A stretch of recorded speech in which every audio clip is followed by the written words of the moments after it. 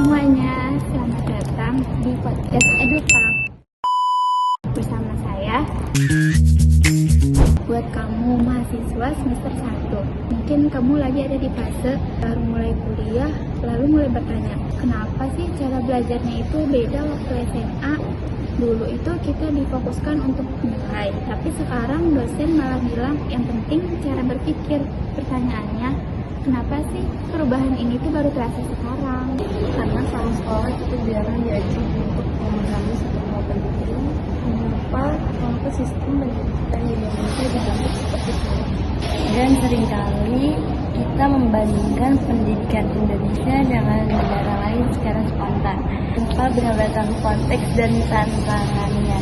Nah, di episode ini kita akan membahas secara lebih santai tapi tetap kritis. Kita akan membandingkan sistem pendidikan Indonesia, Malaysia, Jepang, Korea Selatan, dan Finlandia.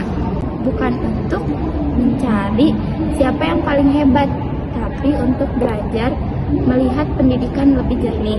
Ini aku ditemani oleh dua teman diskusi aku. Yang pertama ada Nabila.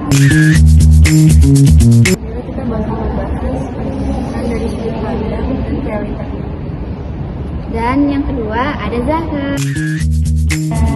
Topik ini penting karena kita sering mengkritik pendidikan Indonesia tanpa perbandingan yang adil. Oke, selanjutnya, sebelum kita masuk ke data, aku mau mulai dari pertanyaan yang dasar. Apa kualitas pendidikan di tiap negara itu berbeda sih? Ada 3 faktor. Pertama, paradigma pendidikan, negara ini dibentuk seperti apa. Yang kedua, kualitas dan pelatihan guru. Yang ketiga, konsekuensi kebijakan jangka panjang. Nah, ada satu hal penting lagi nih yang ditambahkan, budaya belajar. Ada negara yang menormalisasi kompetisi tinggi seperti yang dilakukan oleh Korea Selatan dan juga Jepang. Dan juga ada yang lebih mementingkan kesejahteraan siswanya seperti yang dilakukan oleh negara Finlandia. Jadi, pendidikan itu bukan cuma soal sekolah, tetapi juga nilai dan budaya masyarakatnya. Kalau dilihat sekilas, struktur pendidikan kelihatannya mirip, tapi apa itu benar kayak itu? Nah, untuk Indonesia dan Malaysia hampir sama, 6 tahun SD, 3 tahun SMP, dan 3 tahun SMA. Jepang dan Korea Selatan juga memakai pola 6-3-3, tapi dengan standar disiplin dan tekanan akademik yang jauh lebih tinggi. Pastinya Finlandia itu berbeda.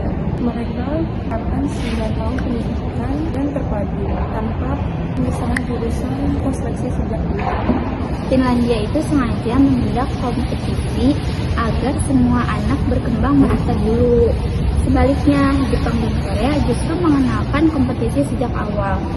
Itulah sebabnya tekanan akademik di sana itu sangat tinggi. Banyak yang bilang siswa Korea itu belajarnya sampai malam. Apakah benar? Secara praktik sih iya. Total waktu belajar mereka itu bisa mencapai 10-12 jam per harinya.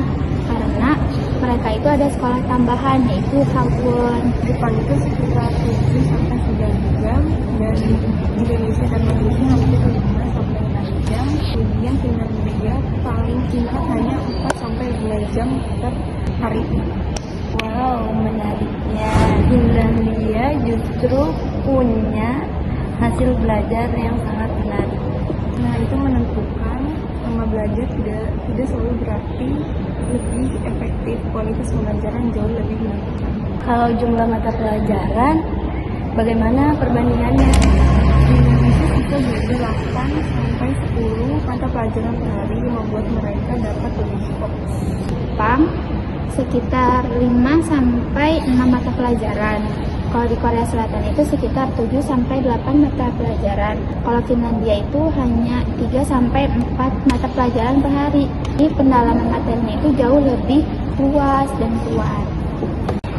Oke, selanjutnya sekarang kita akan membahas jam mengajarnya. Indonesia sedang transisi dari pembelajaran pusat pada guru menuju pembelajaran berbasis proyek tapi belum merata.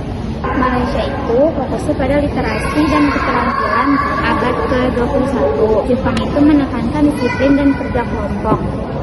Kalau Korea Selatan itu dia sangat ujian dan sentris. Di Finlandia itu berbeda, belajarnya terpusat pada siswa, minim PR dan ujian eksternal, dan siswa didorong untuk selalu berpikir kritis dan Artinya di Finlandia itu guru berperan sebagai fasilitator dan cara belajar sangat dipengaruhi dengan budaya masing-masing negara. Selanjutnya nih guys, aku mau tanya, bagaimana syarat menjadi guru itu? kalau Indonesia itu S1 sama PPG, yang kedua Malaysia adalah S1 dan sertifikasi. Di Jepang itu harus lulus ujian lisensi yang ketat. Di Korea kuliah pendidikan plus seleksi. Begitu di Finlandia wajib S2 hanya sekitar 10% pelamar yang diterima. Ya, jadi karena itu profesi guru di Finlandia itu sangat prestisius. Kemungkinan keterima itu sangat kecil dan itu tuh harus benar-benar yang sangat niat menjadi guru. Oh gitu. Gimana sih kalau soal gajinya? Kalau soal gaji di Indonesia itu relatif masih rendah. Di Jepang, di Korea, dan Finlandia itu jauh lebih tinggi dan stabil. Gaji memang bukan segalanya, tapi jelas mempengaruhi kualitas rekrutmen dan motivasi guru.